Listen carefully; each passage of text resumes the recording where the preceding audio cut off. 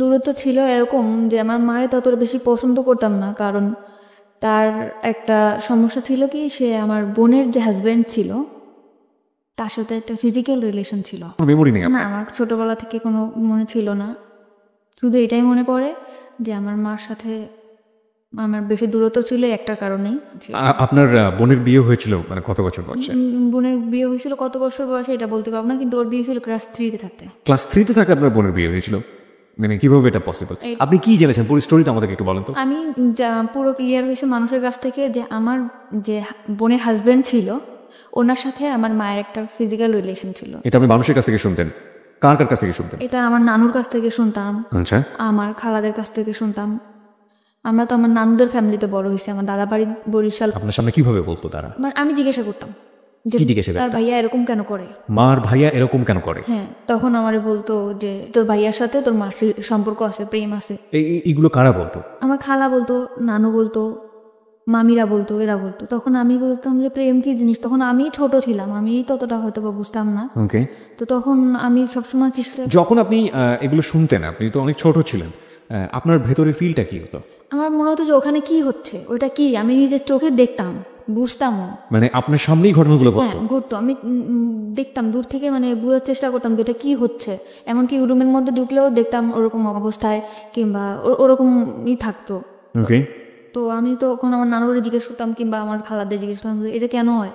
ওনারা কিছু বলতো না? না, ওনারা কিছু বলতো না, বলতো তোমার মার সাথে ওনার সম্পর্ক আছে। তাহলে মার সাথে যদি সম্পর্ক থাকবে তাহলে বোনের স্বামী হয় কিভাবে, এরকম আমার মাথার মধ্যে সবসময় এটাই করতো। আর আমার চিন্তা ছিল যে ওইটা ওখানে কি হচ্ছে। এই জন্য আমি আস্তে আস্তে বড় হলাম, তখন ক্লাস 6-এ যখন পড়ি তখন একটা ছেলের সাথে আমার সম্পর্ক হয়। এগুলো নিয়ে আপনি আপনার মাকে কখনো জিজ্ঞেস করেন যে মা? মাকে কখনো জিজ্ঞাসা করিনি। আপনার মা কি জানতো যে আপনি আপনি এটা দেখছেন? হ্যাঁ, আমার মা জানতো আমি দেখছি, এবং আমার ফ্যামিলি সবাই জানতো, আমার বাবা, এভরিবডি নোজ ইট? সবাই জানতো। জানার পরেও বিষয়গুলো নিয়ে কোনো কথা হতো না, কোনো ধরনের কোনো ঝামেলা হতো না ফ্যামিলিতে? পুরো ফ্যামিলি তারপরেই ডিপেন্ড করতো। কার উপর? আমার দুলাভাইয়ের উপর। আপনার পুরো ফ্যামিলি এই ভদ্রলোকের উপর ডিপেন্ড করতো ইকোনমিক্যালি? জি। এবং এই জন্য কেউ কোনো কিছু বলতো না? না, কিছু বলতো না। ডিপেন্ড করতো মানে কি ধরনের ডিপেন্ড করতো? টাকা পয়সা দিয়ে হেল্প করতো। আমাদের তো কোনো ভাই নেই, কাজের কোনো নাই, আব্বাও তো সেরকম বেশি কাজ করতে পারতো না, এই জন্য আমার ভাইয়াই সাহায্য। মানে আমার বাবা ওটা জানতো? হ্যাঁ, আমার বাবাও জানতো। এবং জানার পরেও কখনো এগুলো নিয়ে কোনো ধরনের মনোমালিন্য, কোনো ধরনের ঝামেলা? আমি ততটা বুঝতাম না। বুঝতে পারতেন না। মাকে নিয়ে আপনার প্রাথমিক পর্যায়ের প্রথম মেমোরিটাই হচ্ছে এরকম একটা জিনিস আপনার চোখে পড়া।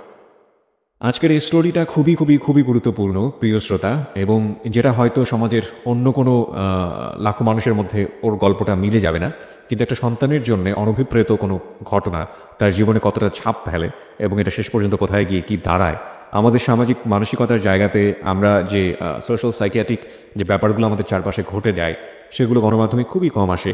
এবং এগুলো যে মানব জীবনে কতটা গুরুত্বপূর্ণ, নেগেটিভলি এগুলোর ইম্প্যাক্ট কতটা ভয়াবহ হতে পারে, কিংবা আদৌ একটা মানুষের জীবনে কতটা প্রভাব ফেলে, সেগুলো নিয়ে আজকের এই হ্যালো ইট 920 অনেক দূর এগিয়ে যাবে। আমরা একটু ওকে জানার চেষ্টা করি আসলে।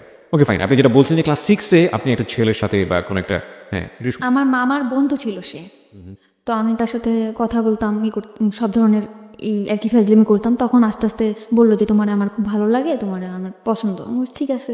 তখন আমিও আর কি ছিলাম যে ভালোবাসা কি জিনিস, ফার্স্ট টাইম 6-এ থাকতে এরকম আসছে, তখন আমিও এটার মধ্যে করলাম। তখন আমি ওরে বললাম কি, আমি আমার মার বিষয়টা ওরা শেয়ার করলাম যে আকাশ, ওর নাম ছিল আকাশ, আকাশ এরকম আমার মা আর ভাইয়া এগুলো করে, তুমি আমার সাথে করবা? তখন ও বললো যে তুমি অনেক ছোট, আর আমাদের মধ্যে এরকম কেন হবে, যা হবে বিয়ের পর হবে। যেই খবর ওরা, আমি বলছি যে চলো আমরা একটা কিছু করো, ওইখানে কি হয় তুমি আমার একটু বুঝাও। যখনই বলতাম একটু বুঝাও, ও এড়াই যেত, কেমন জানি করতো না। ও আবার অনেক খারাপ ছিল ছেলেটা, যেরকম অনেক ধরনের নেশা করতো, এর জিনিস চিন্তাই করতে ও করতো, তারপরও ওরাকে আমি অনেক ভালোবাসতাম। তখন ফার্স্ট টাইম আমার লাইফে আসছে, আমি ওরা অনেক ভালোবাসতাম। পরে আমার মামার সাথে একটা দ্বন্দ্বের কারণে ও আর কি চলে গেছিল। আচ্ছা। তারপরে আমি আমাদের স্কুলে যাইতাম, ওই বিষয়টা আমার মাথার মধ্যে সবসময় থাকতো যে ওইটা কি, ওইটা আমার জানতে হবে, ওইটা কি। মানে বাবা মা এবং দুলা ভাইকে যে অবস্থায় দেখেছেন? দেখছি। তখন আমি আরেকটা ছেলের সাথে সম্পর্ক হয়, তার নাম হচ্ছে ইমরান। দোকানে, মানে ওর একটা দোকানে কাজ করতো ও। ওকে স্কুলে যাইতাম আসতাম, ওখানে ওর সাথে আমার রিলেশন হয়। তখন আমি ওকে বললাম যে একটা কিছু করি, তা বলতো কি যে বিয়ে করতে হবে। তাহলে আমি যদি বিয়ে করতে চাই চলো, আমার সবসময় ধারণা ছিল যদি বিয়ের পরে এই জিনিসটা হয় তাহলে ইমরানটা আমি যেভাবে বিয়ে করবো। একটু জাস্ট বোঝার জন্য, মানে আপনার ওই বিষয়টার প্রতি এক ধরনের কিউরিওসিটি গ্রো করে। সবসময় মাথার মধ্যে খেলতেছে যে ওইটা কি হচ্ছে, ওখানে কি হলো, আমি ওইটা চাই। আকাশ বললো যে বিয়ে না করে এটা করা যাবে না, এই জন্য আমি চিন্তা করলাম যে আমি এটা বিয়েই করবো, সে যেই ছেলেই হোক। বিয়ে জিনিসটাও কি আপনি বুঝতেন না? আপনি এই বিষয়টা মার সাথেও কখনো শেয়ার করেননি, বড় বোনের সাথেও কখনো শেয়ার করেননি? আমি কারোর সাথে শেয়ার করি নাই। কেন কারোর সাথে করেননি? আমি মার সাথেও কথা বলতাম না, বড় বোনের সাথেও কথা বলতাম না, খুব কম। বড় বোনের সঙ্গে কেন কথা বলতেন? সবকিছু জানতো তো। জানার পরেও সেই বিষয়গুলোর না। আপনি বুঝতেন ব্যাপারটা খারাপ? হ্যাঁ অবশ্যই, কারণ যেখানে ঘরের আড়ালে হইতেছে, একটা কোণে হচ্ছে, অন্ধকারে হচ্ছে, তখন কেন এটা হবে না? আমার নানুদেরকে জিজ্ঞেস করলে বলতো যে এরকম এরকম ভালো না, উল্টাপাল্টা কথা বলতো। তো এগুলো নিয়ে আপনার মার সঙ্গে নানুদের সঙ্গে কোনো ঝামেলা? নানুর থেকে খালার সাথে সবসময় প্রশ্ন করতাম, কিন্তু মার সাথে তত বেশি আমার মনে পড়ে না। হয়তো বা করছি কি করি নাই, কিন্তু আমার মনে পড়ে না যে মাকে কখনো প্রশ্ন করছি যে মা তুমি এটা কেন করছো। Curiosity, the ultimate thing is curiosity. এবং এই কৌতূহলের কারণে আপনি একটা ছেলেকে প্রপোজ করলেন যে বিয়ে করবেন বা এরকম কিছু একটা, কারণ ও বলছিল যেগুলো বিয়ের পরে হয়, আপনার কিউরিওসিটির জায়গা থেকে। এ আমাকে বলছিল এটা বিয়ের পরে হবে, তো আমি বলছি ঠিক আছে তাহলে আমি বিয়ে করতে চাই। ও ঘুরাইতে ঘুরাইতে 7 মাস কেটে গেল। 7 মাস পরে ওরা আমি খুব জোর করলাম যে আমাকে এখন বিয়ে করতেই হবে। তখন আমি বাসা থেকে পালাই গেলাম। পালাই ওর একটা ফ্রেন্ডের বাসায় গেলাম। যাওয়ার পরে সে রাত্রেবেলা অনেক দূর ওর ফ্রেন্ডের বাসা, ওদের বাসাও আমাকে নেয় নাই। মানে ও বেশি বড় না, দুজন মানে 2 বছরের বড় ছোট এরকম হবে, আর তত বেশি ভালো কাজও করে না যে আমার চালাইতে পারবে। তারপরেও ফ্যামিলির মতো বিয়ে করছে আমার ওই যে। ওর সাথে আপনার বয়সের ডিফারেন্স কত ছিল? 2 বছর। মাত্র 2 বছরে। তখন আপনি ক্লাস 6-এ পড়েন, তার মানে আপনার বয়স যদি 11 হয়ে থাকে তাহলে ওর বয়স 13 থেকে 14 বছর। না, তখন আমি ক্লাস 8-এ পড়ি। তখন আপনি ক্লাস 8-এ পড়েন। ওকে, তার মানে আপনিও নাবালিকা এবং সেও নাবালক বলা যেতে পারে। তখন আপনার সে 2 বছরের বড় হলে ওর বয়স 16 বছরের মতো হবে, আপনার তখন 14-র মতো। ওকে, বলুন তারপর। তারপরে আমাদের ওই রাত্রেবেলা আমি ওরে বললাম যে এখন তো কিছু করতে পারো, তো বলতেছে যে হ্যাঁ অবশ্যই করতে পারি। তখন আমাদের মধ্যে একটা হলো। তখন আমি বুঝতে পারলাম যে এই জিনিসটা এইটাই, এটার মধ্যে তেমন কোনো কিছুই না, এইটাই। তখন আমি আমার মার প্রতি আমার তত আরো বেশি ক্ষোভ হলো, ঘৃণা হলো যে এই কাজটা তো হাজবেন্ড ওয়াইফ করতে পারে, তো আমার মা আর দুলাভাই কেন করবে। এরপরে ওর বাড়িতে নিয়ে গেল 3-4 দিন পর, ওর ফ্যামিলি থেকে মানতে চায় না, তারপরও মেনে নিল। মানে আপনি বিয়ে করার পর আপনার ফ্যামিলিতে জানালেন যে? হ্যাঁ, আমার ফ্যামিলি থেকে তো অনেক ঝামেলা করতেছে। ওই যে আমার সে মামা আসে তো মনে করেন ওরে মারটা দিতে যেতেছে, এ করতেছে ও করতেছে, ওর নামে কেস করবে। বিয়েটা আপনারা কোথায় করলেন, কিভাবে করলেন? বিয়েটা করছি কাজী অফিসে। আমার নিবন্ধনের কাগজও চাইছিল, ওর একটা বড় ভাইরা দিয়া আর কি 18 বছর করে নিয়েছিল। তখন একটা কাজীরা দিয়ে আমার বিয়েটা করাইছিল। তারপর বাড়িতে আসলাম, পরে আমার মা বললো ঠিক আছে মাইনে নেবো, তো তুমি বাসায় আসো। তো আমি বললাম ঠিক আছে বাসায় আসতে বেড়াইতেছি। তখন আমার মা ওরে খুব মার দিল। মার দেওয়ার পর আমি রাত্রে আবার চলে গেলাম। রাত্রে চলে গেলাম ওর বাসায়, যে মারাদুর যখন করছে আমি বাসাতেই থাকবো, আমার বাসায় আমি আর আসবো না। আমার ফ্যামিলির সাথে টোটাল যোগাযোগ বন্ধ। হঠাৎ করে একদিন আকাশ আমার হাজব্যান্ডের নাম্বারে ফোন দিছে যে আমি ওর মামা হয়ে কথা বলবো। আমার আকাশের প্রতি অনেক বেশি ভালোবাসা ছিল। আকাশ মানে তোমার ফার্স্ট লাভ? হ্যাঁ। তখন আমার মা বাবা বললো যে তুই যদি আকাশের সাথে বিয়ে করতিস তাও মানে নিতাম, তো তুই ফিরায় আমরা একদম, তোর তো ছোটবেলা থেকেই স্বপ্ন ছিল, মানে আমার ইচ্ছা ছিল যে আমার একটা ফ্যামিলি হবে, সুন্দর শ্বশুর বাড়ি। আমি সবসময় গল্প করতাম যে আমার এরকম শ্বশুর বাড়ি হবে ওরকম। তখন বললো যে আকাশের সাথে বিয়ে করার পরে তো আমরা মেনে নিব। তখন আমি বললাম যে ঠিক আছে। ইমরানটা কিন্তু আমি সত্যি ভালোবাসতাম না, শুধু ওই বিষয়টা জানার জন্যই আমি তার বিয়ে করছিলাম, মানে শুধু কিউরিওসিটি নিবারণ করার জন্য। My goodness. ওকে, পরে আমি আকাশে বললাম ঠিক আছে আকাশ আমি তোমার বিয়ে করবো, তুমি আমার বিয়ে করবা? তখন আমার মা ওরে শিখে দিলে যে বলো যে হ্যাঁ বিয়ে করবো। তখন বললো যে হ্যাঁ অবশ্যই তোমার বিয়ে করবো, তোমার আমি ভালোবাসি না। তখন আমি আমার বাড়িতে চলে আসলাম। আসার পরে তার 4 দিন পর ডিভোর্স করলাম। মানে ডিভোর্স করলেন আপনি নিজের ইচ্ছা? আমি নিজে ইচ্ছা ডিভোর্স। জাস্ট এই কথাটা বলাতেই ফ্যামিলি থেকে যে আকাশের ব্যাপারটা হলে হতো, আপনি নিজে থেকে ডিভোর্স করে দেন? সবাই বললো যে হ্যাঁ ঠিক। বাবা বলে নাই, বাবা কখনোই আমার কোনো কথার মধ্যে আসে নাই। মা বললো, বোন বললো যে ঠিক আছে ওর সাথে বিয়ে দেবো, তুই আয়। তখন আমি চলে আসলাম। আমি বললাম ঠিক আছে আকাশের সাথে বিয়ে দাও। এখন আকাশের সাথে আমার বিয়ে দিতে চায় না। এখানে একটা বিষয় আপনাদেরকে একটু নোট করে প্রিয় শ্রোতা, আমাদের মানে পারিপার্শ্বিক এবং সামাজিক জায়গা থেকে সেক্সুয়াল এডুকেশন বা কি বলা যেতে পারে এটাকে, যৌন শিক্ষা আমরা যেটাকে বলি, সেটা প্রপারলি হয় না। এর কারণ আমাদের সোসাইটিতে এটাকে ট্যাবু মনে করা হয় এবং এটা একটা গোপন বিষয়। এটাকে নিয়ে কথাবার্তা বলা সন্তানদের সামনে, কিংবা এই বিষয়টা নিয়ে এইভাবে ওপেনলি একটা কথা হতে পারে, এই বিষয়গুলো আমাদের সমাজের চোখে ভালোভাবে দেখা হয় না। কিন্তু কিউরিওসিটির জায়গাতে একজন নাবালিকা কিংবা একটা শিশু যদি এই বিষয়টি কোনোভাবেই ভুল ব্যাখ্যার শিকার হন, কিংবা কিউরিওসিটির জায়গাতে তাকে যদি প্রপারলি এডুকেশনটা না দেওয়া হয়, সেটা তার জীবনে আসলে কি হতে পারে সেটার একটা বেস্ট এক্সাম্পল হচ্ছে আমাদের আজকের এই পাখির জীবনের প্রথম পর্যায়ের একটা গল্প। শুধুমাত্র একটা অবৈধ সম্পর্ক, যেটা বোঝে না অবৈধ সেটাও সে বোঝে না, এরকম একটা সম্পর্ক দেখে তার ভেতরে কিউরিওসিটি হয়েছিল যে আসলে জিনিসটা কি, এটা আমি বুঝতে চাই, এবং তার জন্য সে বিয়ে করে ফেলেছে। না সে বিয়ে জানে, না সে শারীরিক কোনো সম্পর্ক জানে। আমি স্পেশালি থ্যাঙ্কস জানাই যে ইদানিং আমাদের শিক্ষাক্রমে ক্লাস 8-এর পাঠ্য বইয়ের পাশাপাশি এরকম বিশেষ করে সেক্সুয়াল এডুকেশনের জন্য একটি পাঠ্য বইয়ের ব্যবস্থা করা হয়েছে, এবং যেখানে খুব সুন্দরভাবে বিষয়গুলোর ব্যাখ্যা দেওয়া হয়েছে শারীরিক জ্ঞান অর্জনের জন্য। কোনটা পজিটিভ কোনটা নেগেটিভ হলে কী ধরনের ক্ষতি হতে পারে এবং এটা কোন বয়সে কী করা উচিত, আমার মনে হয় এটা আমাদের বিশেষ করে এই ধরনের ঘটনা থেকে অনেকখানি বাচ্চাদেরকে দূরে রাখবে। তবে দিস ইজ রিয়েলি টাফ, কারণ যেই ব্যারিয়ারটা আমরা ভাঙার চেষ্টা করছি, এতদিন যে ধরনের একটা অবহের মধ্যে ছিলাম, এগুলো নিয়ে কথা বলা যায় না, এগুলো নিয়ে কথা বলা পাপ, এগুলো নিয়ে কথা বলা অন্যায়, এবং এই ধরনের ব্যাপারে ছেলেমেয়েদেরকে সামনে নিয়ে আসা, ছেলেমেয়েদের এই কিউরিওসিটিগুলো নিবারণ করা বা ওদের এইসব বিষয়ে কিউরিওসিটি দেখলে ওদেরকে দমিয়ে দেয়া, এই বিষয়গুলো মারাত্মক রকমভাবে টাফ করে দিবে আমাদের এই বিষয়টাকে। কিন্তু আমার মনে হয় যে যদি পজিটিভ কোনো রেজাল্ট আমরা পাই এবং পাওয়ার সম্ভাবনা যেহেতু আছে, সুতরাং এই জিনিসগুলোকে পজিটিভলি ছেলেমেয়েদের সামনে আনা উচিত। কোনটা ভালো কোনটা মন্দ সেটা তাদেরকে ক্লিয়ার করে বুঝিয়ে দেওয়া উচিত, নইলে গোপনে নিভৃতে এই ধরনের অসংখ্য ঘটনা সমাজে ঘটে যাচ্ছে যেগুলো আমরা কখনো ফোকাস করি না এবং অনেক সময় জীবনটাকে হেল করে দিতে পারে। বাই দ্য ওয়ে, আমরা ফিরছি আবার আপনার জীবনের গল্পে। তারপর আপনি ডিভোর্স করলেন এবং আপনাকে বললো যে না, বিয়ে দিল না। তখন আমার ফ্যামিলি থেকে বললো ওকে বিয়ে দেওয়ার মতো ছেলে হলো, ও এরকম খারাপ কাজ করে, চুরি করে, এটা করে ওটা করে, ওর সাথে বিয়ে দেবো না। তখন আমি বললাম তোমরা তো নিয়ে আসলে, আর আকাশের তো আমি অনেক ভালোবাসি। তখন আকাশে বললাম, আকাশ বললো তুমি আমার সাথে পালায় যাবা, মানে ফোনে বললো। তা আমি বলছি ঠিক আছে, আমি তোমার সাথে পালাই যাবো। তো ওর সাথে আমি পালাই যাওয়ার জন্য পুরো প্রস্তুত। পরে আমি ওর সাথে পালাই গেছি। যাওয়ার পরে 3 দিন ওর একটা ফ্রেন্ডের বাসায় নিয়ে আমাকে রাখছে, বলছে যে বিয়ে করি নাই, বিয়ে করবো। তখন একটা কাগজ আমার কাছে নিয়ে আসছে, এনে বলতেছে এটা কোর্ট ম্যারেজ করতে হবে, তুমি এটার মধ্যে সাইন করো। তখন আমি ওটার মধ্যে সাইন করছি। হাজব্যান্ড ওয়াইফ যেভাবে থাকে ওইভাবে থাকার জন্য পুরো প্রিপারেশন নিছি, বাসা নিছি, এরকম থাকবো। তখন ওর আরেকটা মামা ছিল, মানে আমার মামারই বন্ধু এরা, তার নাম ছিল সুমন। তখন ওইসব বললো তুমি যে এরকম বাসা টাসা নিছো, ওর সাথে কি তোমার বিয়ে হয়েছে? আমি বলছি হ্যাঁ। কয়েক ওইটা বিয়ের কাগজ না, এটা তোমার সাথে 1 বছরের কন্ট্যাক্ট ম্যারেজ করবে বলে বিয়ে করছে। মানে 1 বছরের কন্ট্যাক্ট ম্যারেজ করেছেন? ওকে। আমি তখন ওইটাও বুঝি না যে কন্ট্যাক্ট ম্যারেজ আসলে কি। আমি বলছি আমার কাগজটা দেখেন, আমি পড়তে পারবো। তখন আমার কাগজটা আকাশও দেখায় না, আকাশ নিখোঁজ। যে এখন ওর সুমন আমার বললোই কথা, তখন আকাশ নিখোঁজ। কিন্তু আকাশের প্ল্যান ছিল ওইটাই যে মামা, আমার আগে যে মামা ছিল তার সাথে তার দ্বন্দ্ব ছিল, এই জন্য সে আমার বিয়ে করবে কিংবা একটা ইসের মধ্যে রাখবে, কিন্তু সেও আমারে ভালোবাসতো না। কিন্তু আমি ভাবতাম যে একটা সংসার হবে, আকাশ আমার ভালোবাসা, আকাশের সাথে আমি ভালোভাবে থাকতে পারবো। সেভাবে হলো না। তো তখন আমার এই সময় মামা ফোন দিল মা বাবারে, মা বাবা বললো যে ঠিক আছে ওরে নিয়ে আসো। জিনেদা ছিলাম আমরা, ইয়ান থেকে খুলনা নিয়ে আসলো। খুলনা নিয়ে যাওয়ার পরে আমার মা বললো যে ঠিক আছে যা হয় হয়েছে, এরকমভাবে থাকো। এরকম করে পরে আমার ঢাকাতে চলে আসলাম। আমার বোন আর দুলাভাইও ঢাকাতে থাকতো, তখন চাকরি হয়েছিল আমার বোনের। তো থাকতো মিরপুরে, আমি ওর বাসায় থাকতাম, টুকটাক বাসার কাজ টাজ করতাম, থাকতাম এবার।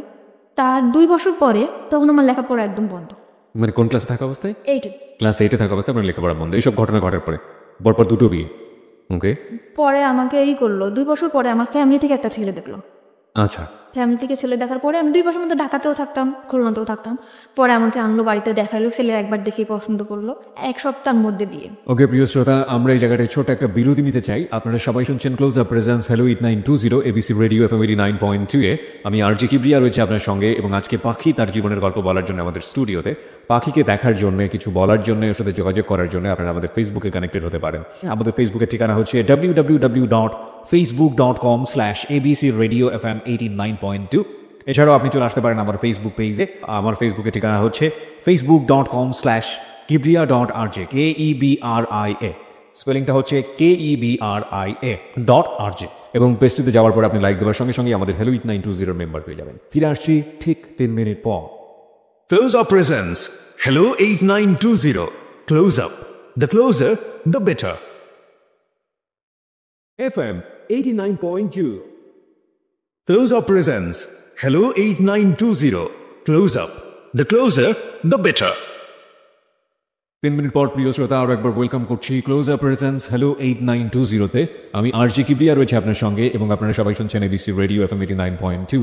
আজকে জীবনের গল্প বলার জন্য এখানে রয়েছে পাখি, 19 বছর বয়স তার, এবং তার যে জীবনের গল্প সেটা আসলে খুবই খুবই খুবই মর্মান্তিক। আমরা ফিরবো তার কাছে যেখানে আমরা ছিলাম। পাখি, আপনি বলছিলেন যে আপনার 1 সপ্তাহের মধ্যে বিয়ে হয়ে যাবে, এরকম একটা পরিস্থিতি তৈরি হয়েছে আপনার ফ্যামিলিতে। আর এই আমাদের গেস্টকে দেখার জন্য আপনারা ফেসবুকে আসতে পারেন। আমাদের ফেসবুকের ঠিকানা www.facebook.com/abcradiofm89.2।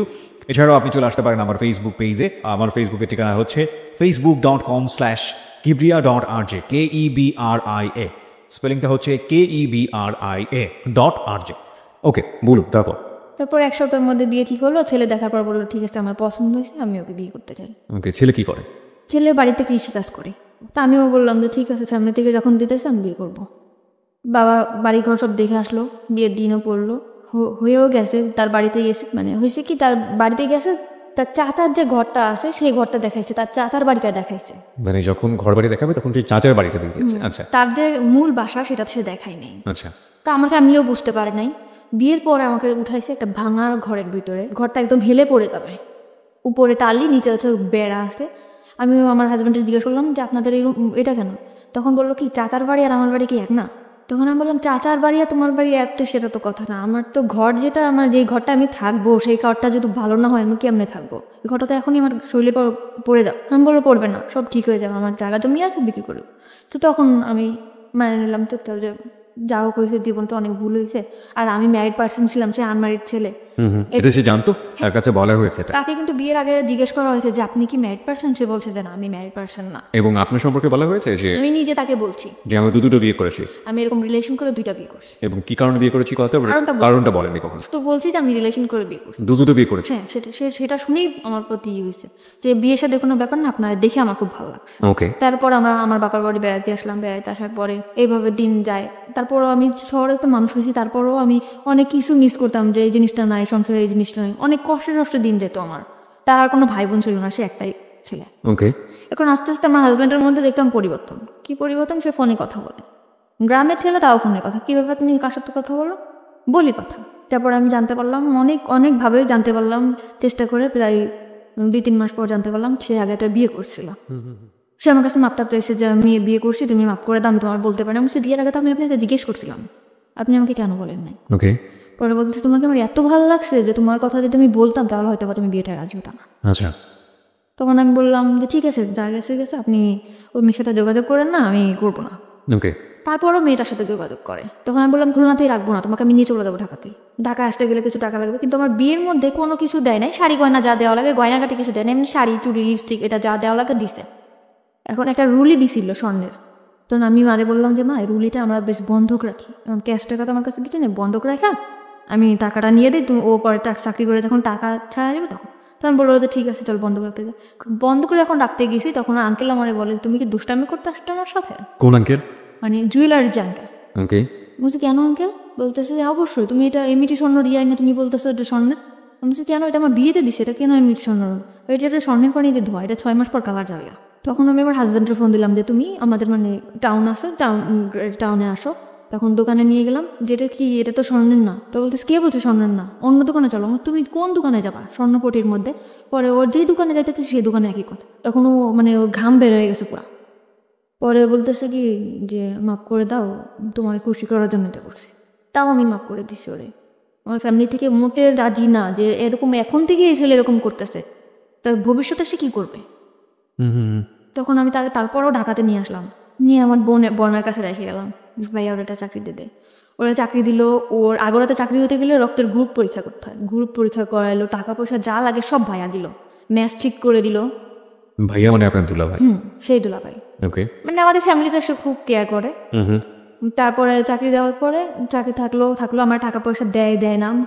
ভাইয়ার শুধু একই কমপ্লেন যে ও নাকি ফোনে কথা বলে। আমি যে ফোনে তো আমার সাথেও কথা বলে। তারপরে আমার ভাইয়া বললো যে ঠিক আছে তুইও ঢাকাতে চলে। তখন আপনি কোথায় ছিলেন? আমি আমার মার বাড়িতে ছিলাম। খুলনাতে ছিলেন? জি। তখন আমি ঢাকাতে চলে আসলাম, ভাইয়ার বাসায় থাকতাম। ও ছুটি সেটা পাইলে আসতো, ভাইয়ার বাসায় থাকতাম করতাম। তারপরে আমি বললাম যে ঠিক আছে, ভাইয়ার বাসা তো মানে গেস্ট যে রুমটা, ড্রয়িং রুমটা যেটা বলে, ওইটা তো ভাইয়াদের সুপা নাই, ওটা তো খালি আসতো, ওখানে আমরা একটা পর্দাটা নেই, ওখানেই আমরা সংসার করা শুরু করি। বললো ঠিক আছে। আমাদের মানে ওর রুম নেওয়ার মতো এত বেশি টাকা বেতন পাইতো না, মাত্র 7,000 টাকা বেতন পাইতো। তখন ভাইয়া বললো ঠিক আছে, এই কয় টাকা বেতন পাই তো আর বাইরে থাকা সম্ভব না, তো তোরা আমাদের এখানেই থাক, খাওয়া থাকা পাবো 3,000 টাকা দিবি তোরা দুজনে, শুধু খাওয়া থাকা।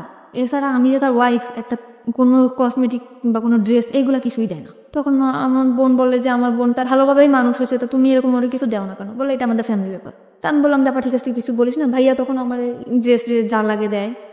7,000 টাকাতে স্যালারি পাইতো, 3,000 টাকা বোনটা দেওয়ার পরে যে কটা টাকা তো বাড়ি পাঠাই দিত। মানে ও বাড়িতে অনেক দেনা ছিল। আচ্ছা আচ্ছা। তো আমি বলতাম যে কবে শেষ হবে, আর আমাদের ঢাকায় আসতে আমরা কি আজীবন ঢাকাতে থাকবো? তোমার বাড়িতে একটা ঘর নাই, ঘর এরকম টুকটাক আর কি ঝগড়া হতো প্রায়। হাজব্যান্ড ওয়াইফ যেটা ভালোবাসে এটা কখনো আমি পাইতাম না। আচ্ছা। সবসময় মানে চিন্তা করতো কি এত চিন্তা করো তুমি চিন্তা করে তো কোনো কিছু বের করতেই পারো না। তখন আমার দুলাভাইরে বললাম ভাইয়া আমার একটা চাকরির ব্যবস্থা করে দাও। তো বললো যে এই তো তুই পাস করিস না, এই তো পরীক্ষা দিয়ে পর চলে আসছে, তোর কি চাকরি দিব? তো ভাইয়ারা সবসময় বলতাম যে একটা চাকরি দিয়ে দাও, একটা চাকরি দিয়ে দাও। তখন ও যে কোম্পানিতে চাকরি করে, ফরেনার কোম্পানিতে, ওর একটা ম্যাডাম ছিল। তো ওই ম্যাডামটা বাচ্চা কাচ্চা হইতো না, তার হাজবেন্ডও বাইরে থাকতো, সেইখানে একা থাকতো। তা আমারে তার কাছে রেখে আসছিল, মাসে 5,000 টাকা স্যালারি দিবে, অল টাইম তার সাথে থাকতে হবে। ওকে। তো এরকম আমি থাকতাম। তখন আমার হাজবেন্ড সে ডাইরেক্টলি বলতেছে বাসায় কাজে দিছে নেই করছেন, কিন্তু আমি বাসায় কাজ করতাম না, শুধু তার সাথে থাকতাম। সাথে থেকে আপনার কাজটা কি ছিল? তার যেরকম ল্যাপটপটা ক্যারি করা। হ্যাঁ, এটা আমি নিতাম, কিংবা হাতে কোনো পার্স আছে এটা আমি নিয়ে ওনার সাথে সাথে থাকতাম, কারণ ওনার একা একা থাকতে পারতো না। উনি যেখানে যেত আমাকে নিয়ে যেত, আমাকে বেশ বলতো যে আমার বোন। ওনারা ইংরেজিতে কি বলতো আমি জানি না, আমার খুব সুন্দর সুন্দর ড্রেস কিনে দিত, এই যে ওনার সাথে যেটা পরে আমি বেরোতে পারতাম, ওকে। এরকম করে ওনার মতো করে উনি রাখতো। তখন আমার হাজব্যান্ডের আমার ভাইয়ের সাথে অনেক অশান্তি করলো। তখন আমার ভাইয়া বললো ঠিক আছে, তোমার চাকরি করতে হবে না, তুমি চলে যাও। তখন আমি বললাম যে ঠিক আছে, আমি চাকরি করবো না। তখন আমি বলতাম যে আমার কোনো কাজও করতে দিলা না, তোমার হেল্প করবো তাও তুমি করতে দিলা না। আমি তাই কিন্তু হেল্প করতাম। আমি যে 5,000 টাকা পাইতাম তার থেকে 2,000 টাকা ওরা আমি দিতাম, আর 3,000 টাকা আমি রাখতাম। আচ্ছা।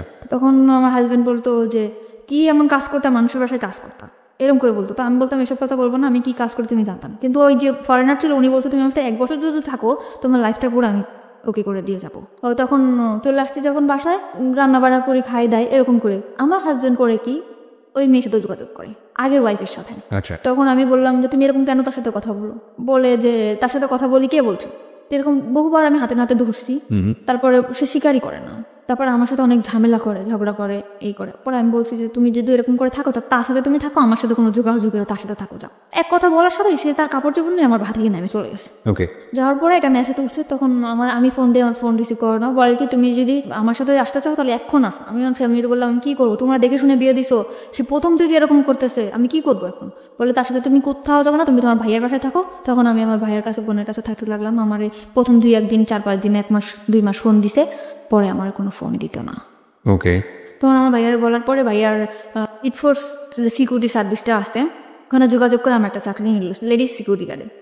তারপরে ওখানে আমি চাকরি করলাম 1 বছর মতো। 1 বছরের মধ্যে আমি কারোর সাথে মিশতাম না। আমি অফিস বাসা অফিস, ঢাকার শহর মানে এই সময় হাজব্যান্ডের সাথে কোনো সম্পর্ক নেই বা ডিভোর্স হয়নি? না। ওকে। ঢাকার শহর সম্বন্ধে আমার কোনো ধারণাই নেই। বোরকা পরতাম, বেশ বাসা থেকে যেরকম বড় বড় জামা পরতাম, গ্রামে থেকে যেরকম আসতাম ওরকমই ছিলাম। 1 বছর পরে আমার ওই যেখানে চাকরি করতাম ওইখানে একটা ল্যান্ড ওনার ছিল, ল্যান্ড ওনার। ওখান থেকে আমার সে অফার করে তার সাথে, মানে ওই বিল্ডিং এর ল্যান্ড ওনার? ওকে। ওই ল্যান্ড ওনার আমার প্রপোজ করে যে মানে বিভিন্নভাবে, তুমি দেখতে অনেক সুন্দর, তোমার লুকিংটা অনেক সেক্সি, তোমার দেখতে খুব ভালো লাগে। পরিচয়টা হলো কিভাবে? মানে উনি আসা যায়, আমি সালাম করি যে স্যার আসসালামু আলাইকুম, আবার লিফটটা আমি ধরে দেই, উনি উঠে, ল্যান্ড ওনার যেহেতু, আবার আসলে ওনার হাতে যদি কিছু থাকে ওটা আমি ক্যারি করি। তো এই জন্য উনি আমার মানে ডাকলো যে তুমি একটু উপরে আসো, 13 তলায় আসো। আমি গেছি দিই স্যার। পরে বলতেছে তোমার লুকিংটা অনেক সুন্দর, তোমার আমার খুব ভালো লাগে, তুমি আমার সাথে করবা, একদম ডাইরেক্ট। তখন আমি বললাম স্যার আপনি কি বললেন এটা, আমি আপনার সম্মান করি, তারপরে আপনি এভাবে বলতে পারেন না। বাই দ্য ওয়ে, এখানে একটু মানে আই এম রিয়েলি কনফিউজ। যেহেতু আপনি মোটামুটি একটা আইন শৃঙ্খলা রক্ষাকারী এরকম একটা বেসরকারি প্রতিষ্ঠানেই কাজ করতেন, সেখানে ওনার তো একটু ভয়ে ডর কিছু করা উচিত ছিল। মানে উনি ডিরেক্ট এইভাবে ডেকে নিবেন, আপনার অ্যাটিটিউডের মধ্যে কোনো কিছু কি ছিল এরকম যে কারণে ও? আমি সবসময় অনেক রুট ছিলাম, আমার সাথে কেউ কথা বলতেও সাহস পেত না। আমরা যে কটা মেয়ে ছিলাম আমাদের সাথে কোনো ছেলেরাও কথা বলতো না, আমাদের যে ছেলে গার্ডগুলো ছিল সেও কথা বলতো না। পরে আমি বললাম স্যার আপনি কি জাস্ট তোমার আমি দেখলাম যে তুমি তোমার জায়গায় কেমন অনেস্ট। ওনার কথাটা অনেক তাড়াতাড়ি ফিরায় নিল। তখন বললো কি যে আমার এখানে চাকরি করো, এখানে তো অনেক 13 তলা বিল্ডিং, অনেক ভালো ভালো লোকেরা আসে, তো তুমি কি কি করো না করো এই জন্য। তা দেখলাম ভালো, তুমি থাকতে পারবা এখানে, 1 বছর হয়েছে, আমি চাই যতদিন এখানে ক্লাসে তুমি থাকো। তখন আমি বললাম যে স্যার ঠিক আছে। তখন সে ল্যান্ড ওনার, তার উপরে আমি কিছু বলতেও পারি না। তখন আমার যে জুন কমান্ডার ছিল তাকে আমি বললাম স্যার এরকমভাবে আমার প্রপোজ করছে। কয় তোমার তো কপাল খুলে গেছে। সে কি মেল ছিল না ফিমেল ছিল? ছেলে ছিল। ছেলে। ওকে। তো তুমি যদি একটু সময় তার সাথে করো। আমি তখন ব্যাপারটা যে কি ব্যাপার, আমি এখানে ঢাকা শহরে কাজ করতে আসছি। তখন আমি স্যারে বললাম স্যার আমি যদি কাজ করেই খাবো তাহলে আমি যদি ওরকম করেই খাবো তাহলে তো আমার কাজ করার দরকার আসে না। এখানে আমি আমার শ্রম বিক্রি করতে আসছি, আমার শরীর না। তখন আমি তাকে এই কথাটা যখন বললাম সে আমাকে অনেক রাগিয়ে গেল যে তোমার জন্য আমাদের এই পোস্টটা থাকবে না। পোস্টটা থাকবে না? হ্যাঁ, এই কথা বলার পর আমি ওখান থেকে চলে আসলাম আমাদের হেড অফিসে। উনি আমার নামে কমপ্লেন করলো, আমার যে জুন কমান্ডার স্যার উনি এরকম ডিউটি ভালো করে না, এই জন্য ওর নামে কমপ্লেন এসে, ল্যান্ড ওনার কমপ্লেন দিয়েছে, আপনি ওকে ডাকেন অফিসে। আমাকে স্যার ফোন দিল। আমি ভর্তি হওয়ার পরে কখন আর অফিসে যাই নাই, ওই ফার্স্ট টাইম। ওকে। খুব ভয় পাচ্ছি আমি, স্যার আপনি আমাকে কেন ডাকছেন? কি আমি জানি কি হয়েছে না হয়েছে। আমি পরে স্যারের বললাম যে স্যার আপনি আমার বাবার বয়স এরকম এরকম ব্যাপার। কি মা তাহলে তোমার ওখানে যাওয়া ঠিক হবে না, তুমি রিজার্ভে থাকো। রিজার্ভ, হ্যাঁ, ওকে যে বিভিন্ন জায়গায় যেরকম সোনারগাঁ, রেডিসন, এরকম যেরকম পার্টি টাটি হয়, এখানে ডিউটি করলে তুমি ডিউটি করো। ওকে এমনি সময় বাসায় থাকবা, তোমার স্যালারি 6,000 টাকা, 9,500 টাকা স্যালারি পাইতাম, ওখান থেকে 6,000 টাকা চলে আসছে। ওকে ওখানে বিভিন্ন ছেলেদের সাথে ডিউটি করতে হতো, আমি ওখান থেকেই খারাপ হয়ে গেলাম। মানে রিজার্ভে যাওয়ার পরে আপনি মানে হাউ ইট হ্যাপেন, মানে খারাপ হয়ে গেলাম বললে আপনি বুঝবো না কিভাবে ঘটনাগুলো ঘটে। মানে একটা ছেলের সাথে মিশতাম, অমুক জায়গায় ডিউটি করতে হবে, আমাদের দুইজনের, একটা ছেলে একটা মেয়ে। কত কথা হয় না, কথা হইতে হইতে হইতে হইতে ওরা বলে যে আমরা এরকম ড্রিঙ্কস করি, আমরা অনেক মজা থাকি, তুমি কি এমন ড্রেস পরো, বোরকা পরো কেন, এখন কি মেয়েরা বোরকা পরে কিনা। আর আমার মধ্যেও না ওরকম একটা চঞ্চলতা কাজ করতো, আমিও চাইতাম যে না এদের সাথে খোলামেলাভাবে থাক। এর ভিতরে এরকম থাকতে থাকতে আমাদের বাড়ির পাশে একটা বাড়ি ছিল, বাড়িটার নাম নাই, মানে আমাদের থেকে অনেক ভালো অবস্থা। ওকে ছেলেটা দেখতে শুনতে অনেক সুন্দর ছিল, সে যে আমার মতো একটা মেয়ে প্রপোজ করবে আমি ভাবতে পারিনি। আমি এর মধ্যে বাড়িতে গেছিলাম একবার, পহেলা বৈশাখে বাড়িতে গেছি, সে আমাকে ডাইরেক্ট বললো যে পাখি আমার তোমার খুব ভালো লাগে, তোমার বিয়ের আগে থেকেই ভালো লাগে, তো তোমার সাথে আমি ফ্রেন্ডশিপ করতে পারি। আমি বললাম যে ঠিক আছে করতে পারি। তো না, আমিও চাইছিলাম যে একটা মানুষ আমার জীবন থাকুক। এরকম করতে করতে না তার সাথে আমার ফোনে, সে থাকতো খুলনাতে, আমি থাকতাম ঢাকাতে। ফোনে রিচার্জ করে দিতাম, আমি চাকরি করতাম, ফোনে রিচার্জ করে দিতাম 50 টাকা 100 টাকা, কোনো গেঞ্জি যা পারতাম কিনে রাখতাম ওর জন্য, ও খুশি হতো। ও আমার অনেক বেশি মানে আমার কথা দিয়া বলায় রাখতো, আমি এখন যেটা বুঝি যে না আমার কথা দিয়া বলায় রাখে।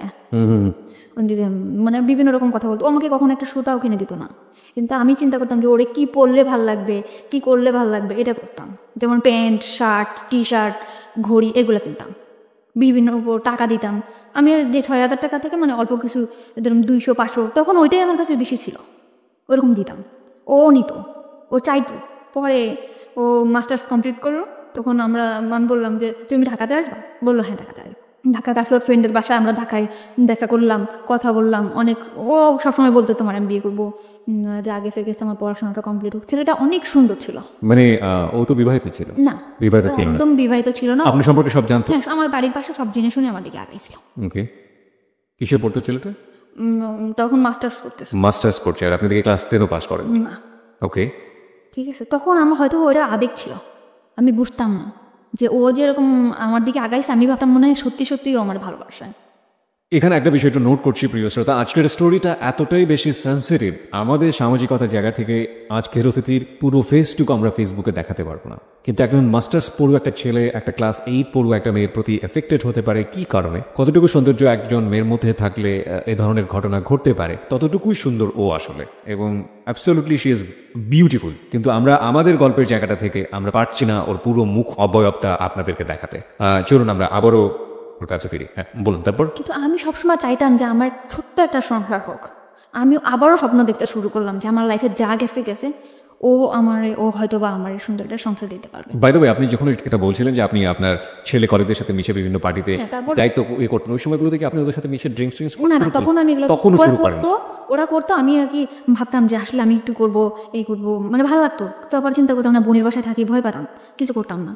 তো তখন নাজিমের সাথে আসতে, মানে আমার সাথে রিলেশন ছিল, তার নাম ছিল নাজিম। তখন ও বললো যে ঠিক আছে আমি তোমার বিয়ে করবো। আবার স্বপ্ন দেখতে শুরু করলাম যে আমার ছোট একটা সংসার হবে, আমরা অনেক প্ল্যানিং করলাম যে আমাদের একটা মেয়ে বেবি হবে, এরকম বাসা নিব, তুমি তো এরকম সুন্দর, আমাদের বেবিটাও হয়তো, অনেকভাবে প্ল্যান করলাম। পরে আস্তে আস্তে দেখি কি ও ফোনে আমার সাথে তত সময় দেয় না, ফোনে ততটা সময় দিচ্ছে না। কিন্তু কোন ও তো আপনার সম্পর্কে সমস্ত কিছু জানতো, বিশেষ করে দুটো বিয়ে হয়েছে আপনার, এরকম ভাবে আপনি সংসারও করেছেন এবং আমার ফ্যামিলি অবস্থা সবই জানে। সব জানতো। ও কি শুধুমাত্র আপনার সঙ্গে প্রেমের সম্পর্কই ছিল নাকি আলাদা এক ধরনের ইন্টেনশন ছিল, ফিজিক্যাল ফিজিক্যাল রিলেশন কোনো ধরনের কোনো ইন্টেনশন ছিল না? ওকে বলুন তারপর। আমি ফোনে টাকা ঢুকাই দেই, ও ফোনে কথা বলে অন্য মেয়ের সাথে। তা আমি ওর ফোনে টাকা ঢুকাই দিলেও আমি ওর ফোনটা রিসিভ করতাম না, কারণ আমি যে কোম্পানিতে চাকরি করতাম ওখান থেকে ফোন আমাকে দেওয়া হয়েছিল, মানে ওখান থেকে আমি ফোন করলে বিল পাইতো। ওকে, তো ওই ফোনটাতে আমি ওকে ফোন করতাম অল টাইম, কখনো ওর ফোন আমি রিসিভ করি নাই। চিন্তা করতাম বেকার, কি করবে, ওরা আমি টাকা দিই, ও বন্ধু বান্ধব আমার ফোন দিত যে জানি আজকে না আমার ফ্রেন্ডের সাথে আমার পার্টি দিতে হবে, আমার কটা টাকা দিবা, 500 টাকা দাও না। ওকে, তখন আমি এভাবে সবসময় টাকা পয়সা দিতে থাকতাম। পরে একটা সময় বললাম, আমার ফ্যামিলি থেকেও জানাজানি হয়ে গেল ব্যাপারটা, যে তুই আবারও একটা ছেলের দিকে এরকম করে পড়তেছিস, তোর হাজব্যান্ড আছে এরকম আছে। তখন আমি আমার ফ্যামিলির বকাবকি শুরু করলাম, কি হাজব্যান্ড, তোমরা কি দেখে দিছে এই করছো। তখন না যে আস্তে আস্তে দূরে সরে যেতেছে, আমার বলতেছে ডাইরেক্ট বলতে, তুমি আমার ফোন করবা না, কখনো ফোন দিবা না, কোনো কারণ ছাড়াই।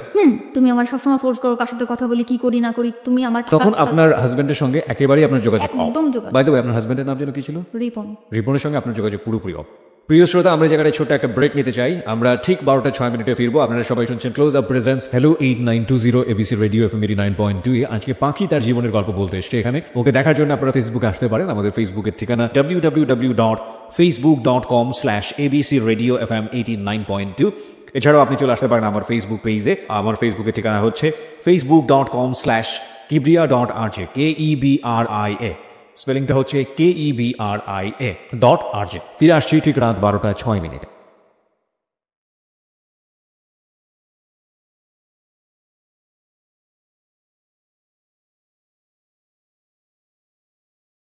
Close Up presents Hello 8920. Close Up. The closer, the better. 12:06 হচ্ছে সময়। প্রিয় শ্রোতা, আপনারা সবাই শুনছেন close up presents hello 8920 ABC radio FM 89.2 এ। আমি আরজে কিবরিয়া রয়েছে আপনার সঙ্গে, এবং আজকে পাখি রয়েছে তার জীবনের গল্পে। আপনাদের যদি জীবনের গল্প বলার জন্য মন চায় তাহলে আপনারা আমাদেরকে ফোন করতে পারেন। আমাদের ফোন নাম্বারটি হচ্ছে 09613 892 892। আমি আবারও বলছি 09613 892 892। পাখি আপনার কাছে ফিরছি, এবং পাখিকে দেখার জন্য আপনারা চলে আসতে পারেন আমাদের ফেসবুক পেজে। আমাদের ফেসবুকের ঠিকানা www.facebook.com/abcradiofm89.2। এছাড়াও আপনি চলে আসতে পারেন আমার ফেসবুক পেজে। আমার ফেসবুকের ঠিকানা হচ্ছে facebook.com/kibria.rj KEBRIA। স্পেলিংটা হচ্ছে KEBRIA.RJ। ওকে, জি বলুন তারপর। তো রিপনের সাথে কোনোভাবে যোগাযোগ নেই, মানে আমার হাজবেন্ড কোনো যোগাযোগ করে না, কিছু না। ওকে। তখন আমি নাজিমরে বললাম বিয়ে করবো না, তখন ও বললে যে ভালোবাসলে যে বিয়ে করতে হবে এমন কোনো কথা আছে? তোমারটা আর আমারটা কি একসাথে ম্যাচ করে? এতদিন পরে সেটা বললো যে ভালোবাসলে কি বিয়ে করতে হবে। কিন্তু তোমার আমার অনেক ভালো লাগে, তোমার অনেক ভালোবাসি, কিন্তু তোমার আমার বিয়ে করা সম্ভব না। তো ওরে আমি অনেক বেশি ভালোবেসে ফেলছিলাম, মানে আমি যাকেই ভালোবাসি অনেক বেশি ভালোবাসি ফেলি। কিন্তু সবাই আমার সাথে মানে বুঝতেই পারি না যে এরা আমার সাথে এরকম প্রতারণা করতেছে। তখন নাজিম ফোন ধরে না, ফোন ধরে না। তখন এই যে আমার যে ফ্রেন্ডরা ছিল ওদের সাথে আমি মিশলাম। ওকে, মানে কলিগ যারা। কলিগ ছিল, ওদের সাথে আমি মিশলাম। মিষ্টি বললো যে ড্রিঙ্কস করা ভালো লাগে। পরে আমি এক পর্যায়ে ড্রিঙ্কস করলাম। ড্রিঙ্কস করলে সত্যিই দেখলাম ভালো লাগে। মানে ওই যে নাজিমের বিষয়ে যে কষ্টটা, কিংবা আমার যে পুরা মার দিক দিয়ে কষ্ট, কিংবা হাজব্যান্ডের দিক দিয়ে কষ্ট, আমার কোনো কষ্টই নেই। পুরা দমে ড্রিঙ্কস করলাম। এমন ড্রিঙ্কস করতেছি আমার মধ্যে চেঞ্জ দেখে আমার দুলাভাই আমার দিকে হাত বাড়ালো। যেরকম আমার বোন অফিসে গেছে, আমার দুলাভাই হঠাৎ আমার এসে পিছন দিয়ে ধরে বলে, তোর আমার খুব ভালো লাগে, তোর হাজব্যান্ড নিয়ে আমি তোরে ভালোবাসি। তখন আমি আমার বোনকে বললাম, বোন তুই কোথায়? বাসায় আসছে। আর বাসায় আসার পর আমার 17,000 টাকা ছিল, ওর কাছ থেকে টাকাটা নিয়ে আমি বাসা দেখে চলে গেলাম। তো আরেকটা মেয়েরে নিলাম, মেয়েটার নাম ছিল মেঘলা। ওরে নেওয়ার পর ও আর আমি থাকতাম। তো ওখান থেকে আরও সুন্দরভাবে ড্রিঙ্কস করতে পারতাম। বাসায় কখন আসলাম কখন গেলাম, ড্রিঙ্কস করে চিল্লাইতাম, কানতাম, নাজিম করে ওরে ফোন দিতাম, কোনোই ছিল না। কিন্তু আমি ওখান থেকে ড্রিঙ্কস করা শুরু করলাম। ওই বন্ধু বান্ধব ছিল, মানে শেয়ারে, কিন্তু আমি 200 টাকা দিতাম, ও 200 টাকা দিত, এরকম একটা বোতল কিনে নিয়ে আসতো, বোতল কিনে খেতাম, খাইতে বাসায় যেতাম, মাতলামো করতাম, করতাম। তো এরকম করার পরে এখন রিজার্ভে ছিলাম। তো আমি পরে নতুন একটা পোস্ট লাগবে 1 তারিখে, গেল বছর, যে বছরটা চলে গেল, ওই গেল বছরের এই 1 তারিখে 1 তারিখে পোস্ট লাগছে। লাগার পর আমার এই যে জুন কমান্ডার ওনার সাথে আমার পরিচয় হলো, যে ঠিক আছে আপনার জন্য আমি ডিউটি করব এরকম একটা খ্রিস্টান প্রতিষ্ঠানে। ওকে। তখন আমার খ্রিস্টান প্রতিষ্ঠানে দিল, আমি ওখানে ডিউটি করতাম। ওকে। ডিউটি করার পরে ওখানে ডিউটি করতেছি 2টা মেয়ে, আমি আর একটা মেয়ে, আর ওই বাসাটায় থাকতাম।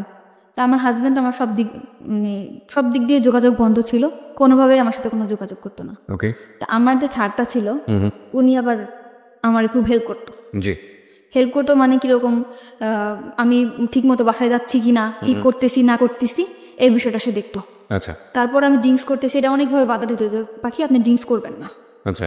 এরকম না করতে আমি আপনার না কেন শুনবো, আমি আপনার না শুনবো না, আমি একজনকে ভালোবাসি। এরকম আমি এত বেশি ভালোবাসতাম, চিল্লাপাল্লা করতাম, ড্রিঙ্কস করতাম, রাস্তাঘাটে চিল্লাপাল্লা করতাম। ওকে। তখন আমারে বললো যে একটা মানুষ এত ভালোবাসতে পারে। তখন আমার ওই স্যার নাজিমকে ফোন দিল যে ভাইয়া একটা মেয়ে আপনাকে কতটা ভালোবাসে। তখন ও বললো যে হ্যাঁ মেয়েটা অনেক ভালো, আমি ওকে ভালোবাসি, কিন্তু ওকে আমার পক্ষে বিয়ে করা সম্ভব না। ওকে, নাজিম এটা বললো। ওকে। তখন আমার সব কলিগরা ওকে একবার করে ফোন করলো যে ভাইয়া, মানে আপনি সব কলিগের কাছে আপনার উইকনেসটা দেখাতেন, যে আপনার দুর্বলতাটা দেখাতেন। আমি ড্রিঙ্কস করার পরে আমি আর সবসময় ওরকম ওরে ফিল করতাম, আমি আগের মতো ডিউটি করতে পারতাম না, করতে পারতাম না ওরকম। ওকে। তারপরে আমার করলো, আমি ওখান থেকে সরে আসলাম আস্তে আস্তে, মানে ফ্রেন্ডদের কাছ থেকে সরে আসলাম, কিন্তু আমি বাসায় ড্রিঙ্কস করতাম। তখন আমার স্যার বললো যে তুমি এভাবে ড্রিঙ্কস করো না পাখি, তুমি আসলে অনেক ভালো মেয়ে, এরকম বিভিন্ন রকম কথা বলতো।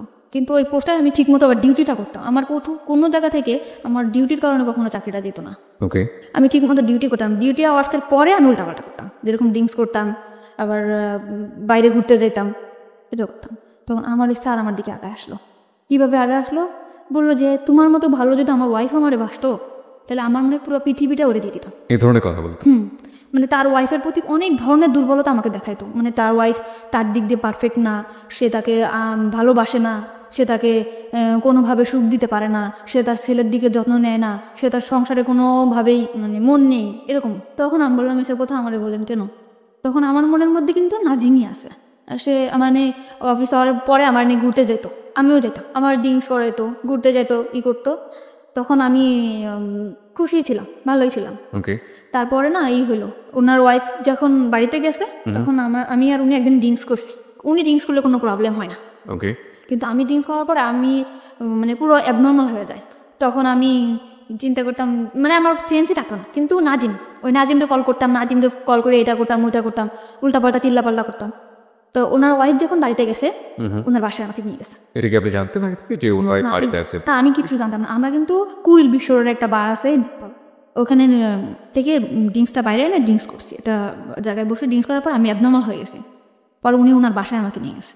নিয়ে যাওয়ার পরে সত্যি কথা আমার সেন্স ছিল না তখন, হয়তোবা আমাদের মধ্যে ফিজিক্যাল কোনো রিলেশন আছে, হয়তোবা মানে কি আমি শিওর। ওকে, আপনি পরবর্তীতে শিওর আছেন? ওকে, হয়েছে তা মানে ড্রিঙ্কস করার অনেক রাত্রেবেলা আমার মানে সেন্স একদম আমি এখানে স্যার আমি এখানে কেন? তখন বলতেছে কি যে তোমার আমার খুব ভালো লাগে, তোমার সব কিছু পারফেক্ট, আমার ওয়াইফের থেকে তুমি অনেক বেটার, এরকম করে বললো। তখন আমি খুব কাঁদতেছি যে আপনি এটা কি করলেন, আপনার সাথে আমার এটা কেন হলো, এরকম করে। তখন মাইনে নিছি, নেওয়ার পরে না তখন চাকরিটা বাঁচানোর ভয়, তখন ভয় পেতাম কি হয়তো বা চাকরিটা থাকবে না। চাকরি না থাকার ভয়টা কেন ছিল? মানে ফোর্সে চাকরি করতাম, এটা তো কোনো সরকারি চাকরি না, এটা যখন তখন চলে যেতে পারে। আপনি যার কথা বলছেন উনি চাইলে আপনার চাকরি ডিসমিস করে দিতে পারেন? হ্যাঁ, একজন জুন কমান্ডার ছিল, সে চাইলে চাকরি ডিসমিস করতে পারতো। কারণ ফার্স্ট যেখানে চাকরি করতাম উনি কিন্তু তখন আমার নামে কমপ্লেন করার পরে আমার চাকরিটা ওখান থেকে যাওয়ার পরে আমি রিজার্ভে আসছিলাম। ওকে, সো আপনার এই ভয়টা কাজ করতো? হ্যাঁ, এই ভয়টা কাজ করতো, এই যে আমার যদি কোনোভাবে চাকরিটা না যেত। তারপর এরকম সে আমার বিভিন্ন জায়গায় ঘুরতে নিয়ে যেত, বিভিন্ন জিনিস গিফট করতো, কিনে দিত। আপনি এগ্রি করে গেলেন? হ্যাঁ, আমি এগ্রি করে গেলাম যে নাজিমের অ্যাবসেন্টটা কিন্তু সে ঢুকে পড়ছে আমার লাইফে এত দ্রুত। মানে কি বেশ কিছুদিন হয়েছে, 4 মাস এরকম। সে এরকম একটা মানুষ যে সে কিভাবে যেন আমার ক্যাশ করে ফেললো। আর তারা আমি কিন্তু ফার্স্ট টাইমে বলতাম যে আপনার আমি কখনো ভালোবাসবো না। আমি তারা আরো বলতাম যে আপনার ওয়াইফ আছে না, এরকম এরকম জিনিস গিফট করবেন, এইভাবেই করো। সে অনেক ওয়াইফকে কিভাবে কনভিন্স করবে? হ্যাঁ, সে তার ওয়াইফকে কিন্তু অনেক চেষ্টা করতো, কিন্তু তার ওয়াইফ সেরকম ধরনের ছিল না অ্যাকর্ডিং টু হিজ ল্যাঙ্গুয়েজ, মানে তার ভাষ্য অনুযায়ী।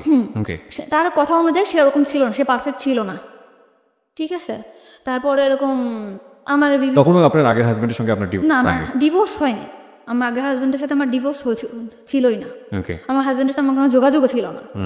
তারপরে এই করছে, এরকম আসতে যেত আমার ডিউটি আওয়ার্সের পরে, তার সাথে আমরা একসাথে ঘুরতে যেতাম, খাইতাম, ঠিক আছে, এরকম ভাবে ছিল।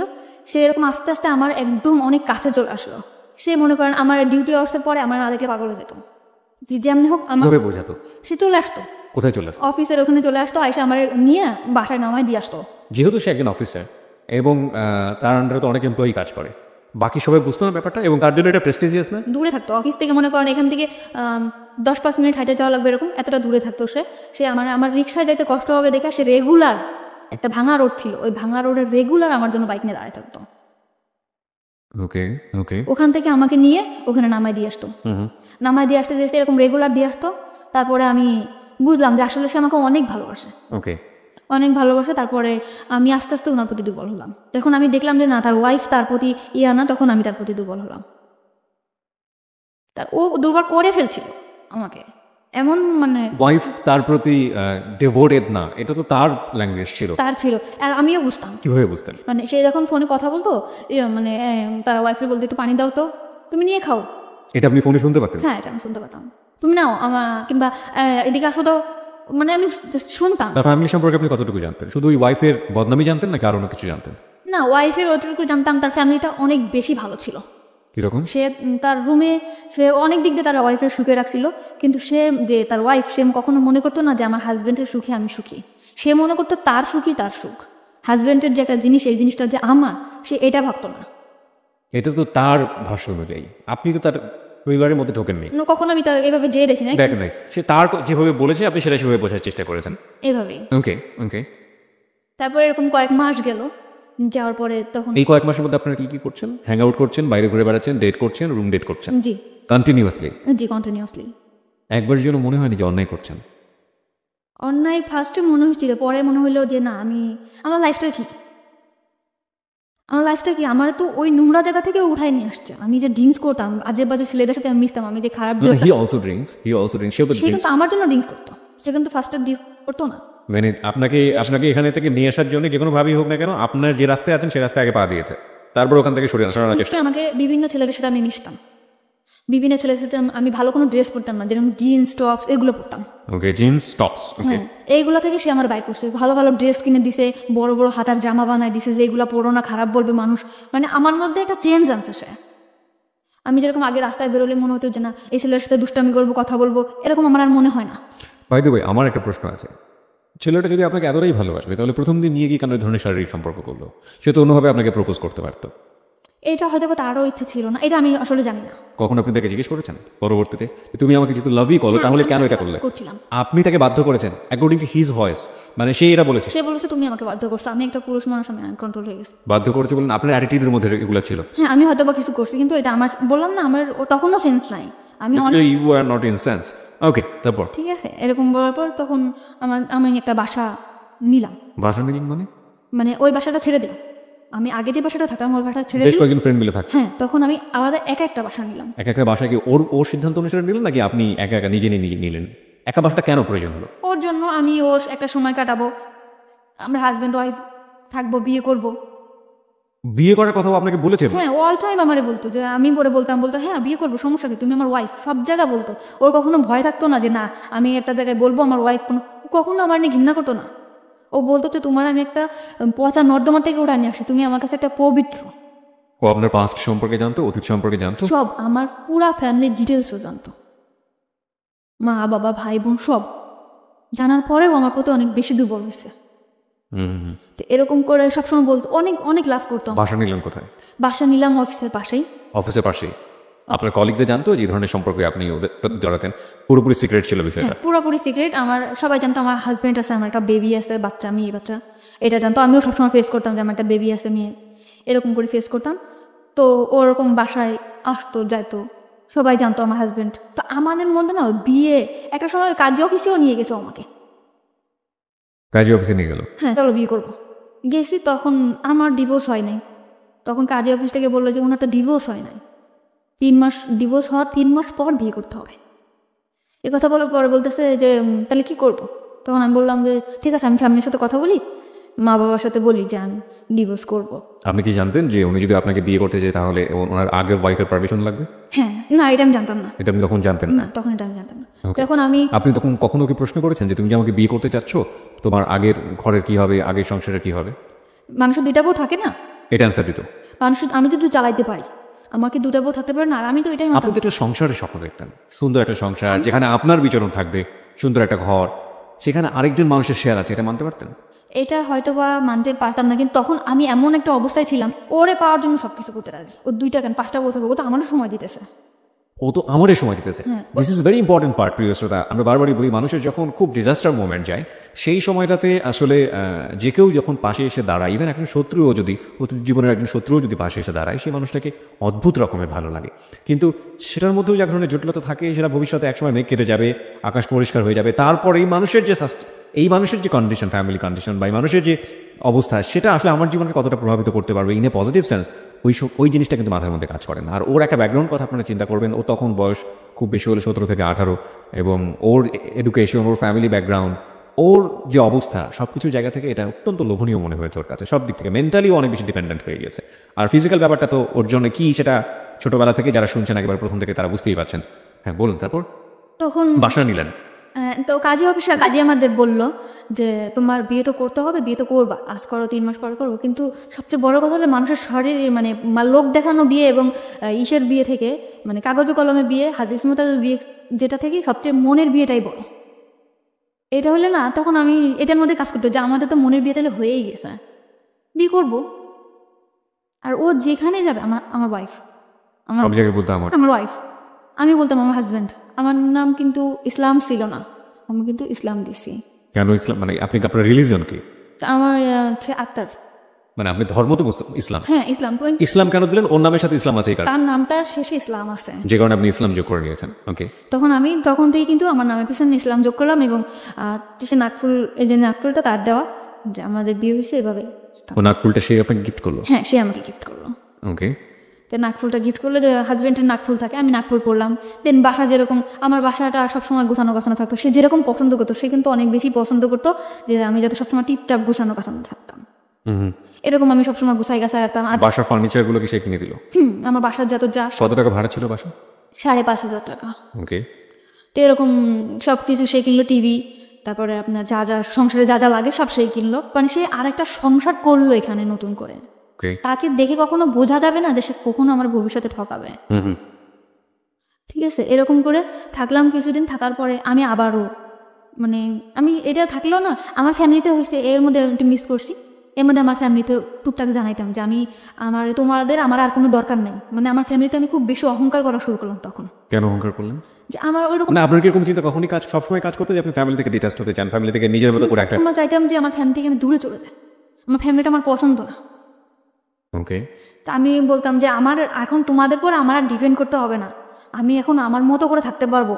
আমার লাইফে এমন একটা মানুষ আসছে যে তোমাদের কথা আমার চিন্তা করতে হবে না। মানে সবসময় অহংকার করতাম আমার ফ্যামিলির প্রতি, যে কিসের তোমরা কেমন থাকো তার থেকে ভালো আমি থাকি, আমি অনেক বেশি ভালো থাকি, এরকম করে বললাম আমার ফ্যামিলিতে। এবং সেটা কি জানতো যে কি কারণে আপনি এই অহংকারটা করছেন?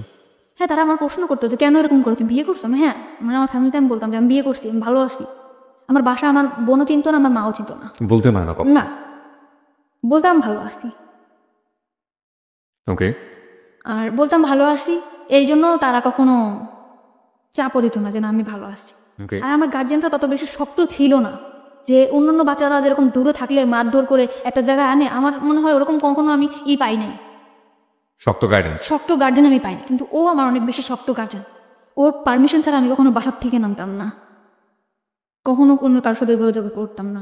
তো ওই চাকরিটা চলে, এই মানে রিজার্ভ থেকে আসার পরে ওর কাছে যখন আসলাম, পুরা সিম কার্ড পুরা সব কিছু বন্ধ করে দিলাম ওর মতো করে। শুধু ওর নাম্বার, বোনের নাম্বার, দুলাভাইয়ের নাম্বারটাও ছিল না, বাবার নাম্বার, মার নাম্বার, এই কজনের নাম্বার ছাড়া আমার কোনো কলিগের নাম্বার, কারোর সাথে কোনো যোগাযোগ আমার ছিল না। আমার পৃথিবীটাই ও ছিল, আমার অফিস আর ও, এছাড়া কিছু না। ও তেমনি, মানে যতটুকু সময় অফিসে থাকবো, অফিস শেষ করে বাসায় যেয়ে ড্রেসটা চেঞ্জ করে আমার বাসায় চলে আসবে। রাত 10টা, রাত্রে থাকতে পারতো না, যেহেতু সে ম্যারিড পার্সন, চলে যেত রাত্রে। তো এরকম পাশের ফ্ল্যাটের বাড়ি জিজ্ঞেস করতো ভাবি ভাই আজ কেন চলে যায়? আমি সে বলতাম যে সে জুন কমনটা, সে রাত্রে নাইট চেক করতে হয়, অবশ্যই তাকে যেতে হবে। ওকে, মানে বাসার লোকজন জানতো আপনার হাজব্যান্ড সে? সবাই, মানে দোকানে যে খাইতাম, দোকানের লোক জানতো, এলাকার লোক জানতো, পাশের বাসার মানে পাশের ফ্ল্যাটের লোক জানতো, সবাই জানতো। তো আমার ফ্যামিলিতে আমি অনেক বেশি কড়া করে ফেলছিলাম যে তোমার মা, তুমি আমার মা, তোমার আমার লাগবে না, তোমার মানে অনেক বেশি খারাপ ব্যবহার করতাম, লাগবে না, কারোর লাগবে না, আমি অনেক ভালো আছি, সবার থেকে আমি ভালো আছি, এরকম অহংকার করা শুরু করলাম। তাদের দিক থেকে আমি অনেক দূরে চলে আসলাম। ওকে, তারপরে আমার মা বললো যে ঠিক আছে যদি বিয়ে করে থাকো ভালো। তখন আমি ওরে, এরকম যাচ্ছে দিন যাচ্ছে, তখন আমার মধ্যে কাজ করে যে তখন আর কি একটু বাস্তববাদী মনে হয় হচ্ছিলাম। মানে চিন্তা করতাম যে আসলে কি এটা আমার হবে। আমার মনের মধ্যে কিন্তু কাজ করতো যে সে তো আমার হাজব্যান্ড না, সে কি আমার সাথে থাকবে, শুধু এটা মনে হতো। এখন আমার মা কিন্তু আমার বলতো, কিংবা ফ্যামিলির সবাই বলতো, মা বলতো যে ছেলে যদি ভালো হয় তো ভালো। আর সবসময় চাইতো যে আমি একটা বিয়ে করি, সংসার করি, আমি নিজের মতো করে বিয়ে করি, যাতে আমি আর আমি সবসময় তো আমার ফ্যামিলির বকাবকি করতাম যে কি বিয়ে দিছো, আমার লাইফটা কেন এরকম হলো। এরকম বলার পরে বললো যে তুই যদি ভালো থাকিস তো ভালো। আমি বলতাম যে মা আজকে এই বাজার করছে, ওই বাজার করছে, মাও ভালো। কিন্তু মা সবসময় বলতো যে যাই হোক শুনলি তো অনেক ভালো, তুই ওর কাছ থেকে কিছু টাকা পয়সা রেখে দিস, জিনিসপত্র গয়নাগাটি। আমার মধ্যে না কখনো এই লোভটা কাজ করতো না। ও কিন্তু অনেক ভালো একটা জব করে, আমি কিন্তু ইচ্ছা করলে ওর কাছ থেকে অনেক টাকা যখন তখন নিতে পারতাম। আমি সাংসারিক খরচ ছাড়া ওর কাছ থেকে কখনো টাকা নিতাম না। মানে আমার মাকে তো সবসময় বলতো যে ওর কাছ থেকে টাকা নিয়ে রাখবি, 10,000 টাকা 5,000 টাকা নিয়ে রাখ। এই কথাগুলো কিন্তু ওরা আমি কখনো বলতাম না, কারণ আমার ফ্যামিলি অনেক বেশি ছোট হয়ে যাবে ওর কাছে। ঠিক আছে, এরকম টাকার কথা বলতো। আপনার মা কবে জানলো ওর সম্পর্কে? মা তো পরে বলার কথা। বোনের বাসা থেকে চলে আসার পরে ফোন দিয়ে বলছি, আমি ফোন দিয়ে বলছি। ফোন দিয়ে কি বলেছিলেন? যে আমি মানে আমার বললো যে তুই বাড়িতে আসিস না, যোগাযোগ করিস না। তখন আমি বললাম ভালো আছে, আমি বিয়ে করছি। তখন ওর সাথেও ফোনে কথা বলছিল, ওর সঙ্গে কথা বলো, কি বললো? বললো আন্টি আন্টি আমি ওর সাথে একসাথে চাকরি করি, ভালো, ও খুব ভালো মেয়ে, এই সেটা বললো। কিন্তু আমাদের মধ্যে যে রিলেশন আছে ও বলো মানে ওইটা বলেনি যে ও আপনাকে বিয়ে করেছে? না। ওকে। কিন্তু ও বললো যে ওর নিয়ে কোনো টেনশন করা লাগবে না, আমি আছি ওর পিছনে, সারা জীবন থাকবো। ওকে, ওর স্ট্যাটাস কি, ফ্যামিলি স্ট্যাটাস কি, কি অবস্থায় আছে কিছুই জানে না না। আপনার ফ্যামিলি? না। ওকে ফাইন, তারপর? কিন্তু বলছিলাম মারে যে মা, মানে পরে বলছি যে মা আমি, ও কিন্তু পরে বললো যে ও সব জানি শুনে তোরে বিয়ে করছে। আমি বলছি হ্যাঁ, ওর একটা বাচ্চা আছে, কিন্তু বউ নেই। কিন্তু ওর বউ নেই? মারে মিথ্যা কথা বলছি যে মা আমার পুরো ফ্যামিলিতে বলছি যে ওটা বাচ্চা আছে কিন্তু ওর বউ নেই। এটা বলার পরে তো বললো ঠিক আছে, তুই যদি সুখে থাকিস তুই থাক। কিন্তু আমার সবসময় আমার মা কান ভাঙা নিত, তোর কাছ থেকে টাকা নিয়ে, এটা নিয়ে, ওটা নিয়ে। কিন্তু এটা আমি নিতে পারতাম ওর কাছ থেকে টাকা নিয়ে এটা নিয়ে ওঠে? ওকে। কিন্তু এটা আমি ওরা চাইতেও পারতাম না। কিন্তু একদিন আমি চাইছি, একদিন আমি বললাম যে তুমি আমার টাকা দাও, তোমার লাইফ থেকে আমি চলে যাবো। তুমি মানে টাকা দাও, তোমার লাইফ থেকে আমি চলে যাবো। লাইফ থেকে চলে যাওয়ার প্রশ্নটা কেন আসলো? মানে চলে যাওয়ার প্রশ্নটাকে আমি চিন্তা করতেছি যে ও কি সত্যি আমার কোনোদিন স্ত্রীর মর্যাদা দিতে পারবে?